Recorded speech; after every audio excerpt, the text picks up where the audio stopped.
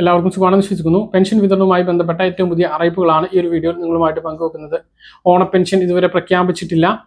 ഇനി ഓഗസ്റ്റ് 15 അതുപോലെ തന്നെ ഞായറാഴ്ച അവധിക്ക് ശേഷമായിരിക്കും പെൻഷൻ വിതരണം ഉണ്ടാകുക എന്നുള്ളതാണ് ഇപ്പോൾ നമുക്ക് ലഭിക്കുന്ന വിവരങ്ങൾ. 15-ാം തീയതി അവധിയാണ്, പിറ്റേന്ന് ഞായറാഴ്ചയുമാണ്. അതിനുശേഷം തിങ്കളാഴ്ചയോ അല്ലെങ്കിൽ ചൊവ്വാഴ്ചയോ ആയിരിക്കും പെൻഷൻ വിതരണം ആരംഭിക്കുക, അല്ലെങ്കിൽ അതിന്റെ അറിയിപ്പ് വരിക എന്നുള്ളതാണ് വിവരം. പെൻഷൻ കൃത്യമായിട്ട് ലഭിക്കുന്നതിന് എല്ലാ ആളുകളും അറിഞ്ഞിരിക്കേണ്ട വളരെ പ്രധാനപ്പെട്ട അറിയിപ്പാണ് നിങ്ങളുമായിട്ട് പങ്കുവെക്കുന്നത്. വീഡിയോയുടെ വിശദാംശങ്ങളിലേക്ക് കടക്കുന്നതിന് മുമ്പ് കൂടുതൽ ആളുകളിലേക്ക് ഇൻഫർമേഷൻ എത്താൻ ഷെയർ ചെയ്യുക, ലൈക്ക് ചെയ്യുക. ഫേസ്ബുക്കിലൂടെ കാണുന്ന ആളുകൾ ഫോളോ ചെയ്യുക. വീഡിയോയുടെ വിശദമായ വിവരങ്ങളിലേക്ക് വരാം. സംസ്ഥാനത്ത് ഓണപ്പെൻഷൻ കാത്തിരിക്കുന്നതോടൊപ്പം നമ്മൾ പെൻഷൻ കൃത്യമായിട്ട് ലഭിക്കുന്നതിന് വേണ്ടി ചെയ്യേണ്ട കുറച്ച് കാര്യങ്ങൾ കൂടിയുണ്ട്. മസ്റ്ററിംഗ് ആണ് ഏറ്റവും പ്രധാനപ്പെട്ടത്. മസ്റ്ററിംഗ് നിർബന്ധമായിട്ടും എല്ലാവരും ചെയ്യണം. ഇനി ചെയ്തിട്ടില്ല എങ്കിൽ, അഥവാ ചെയ്യുന്ന സമയത്ത് ബയോമെട്രിക് മസ്റ്ററിംഗ് പരാജയപ്പെടുകയാണ് എങ്കിൽ ലൈഫ് സർട്ടിഫിക്കറ്റ് സമർപ്പിക്കാൻ സമയം കിട്ടാതെ വരും. അടുത്ത മാസം 30-ാം തീയതി വരെയാണ്, അതായത് സെപ്റ്റംബർ 30 വരെയാണ് മസ്റ്ററിംഗ് ചെയ്യുന്നതിനുള്ള സമയപരിധി നിശ്ചയിച്ചിട്ടുള്ളത്. ഇതിനുള്ളിൽ എല്ലാവരും മസ്റ്ററിംഗ് പൂർത്തീകരിക്കണം. ഇപ്പോൾ ഈ മാസം കൂടുതൽ അവധി ദിവസങ്ങളൊക്കെ അക്ഷയകളൊക്കെ അടച്ചിടാനുള്ള സാധ്യതയുണ്ട്.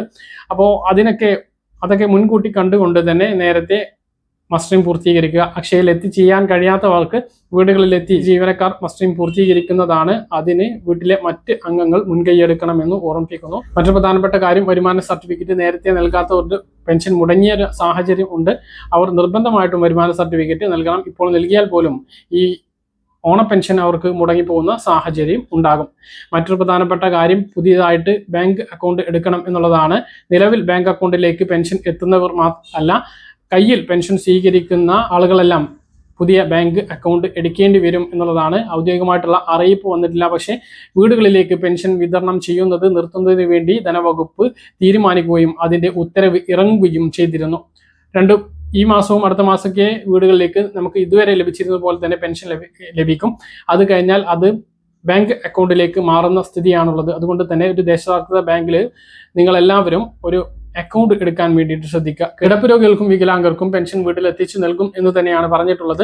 അവർക്ക് എന്താണ് ചെയ്യേണ്ടി വരിക എന്നൊക്കെ അറിയിപ്പ് വരുമ്പോൾ കൃത്യമായിട്ട് അറിയിക്കുന്നതാണ്.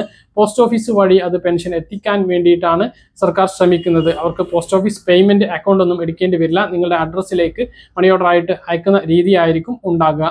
പോസ്റ്റ് ഓഫീസ് പേയ്മെന്റ് അക്കൗണ്ട് എടുത്താൽ ആ ഒരു രീതിയിൽ ബാക്കിയുള്ളവർക്കെല്ലാം പെൻഷൻ എത്തുന്ന രീതിയാണ് ഉണ്ടാവുക. കൃത്യമായിട്ടുള്ള അറിയിപ്പ് ലഭിക്കുമ്പോൾ കൃത്യമായിട്ട് നിങ്ങളെ അറിയിക്കുന്നതാണ്. പെൻഷൻ വിതരണം ഇനി ഓഗസ്റ്റ് മാസ പെൻഷൻ വിതരണം 25-ന് മുമ്പ് പൂർത്തീകരിക്കുന്നതാണ് എന്നുള്ളതാണ് ഏറ്റവും പ്രധാനപ്പെട്ട അറിയിപ്പ്. അതിനുള്ളിൽ പെൻഷൻ വിതരണം ആരംഭിക്കുകയും വിതരണം പൂർത്തീകരിക്കുകയും ചെയ്യുന്നതാണ്.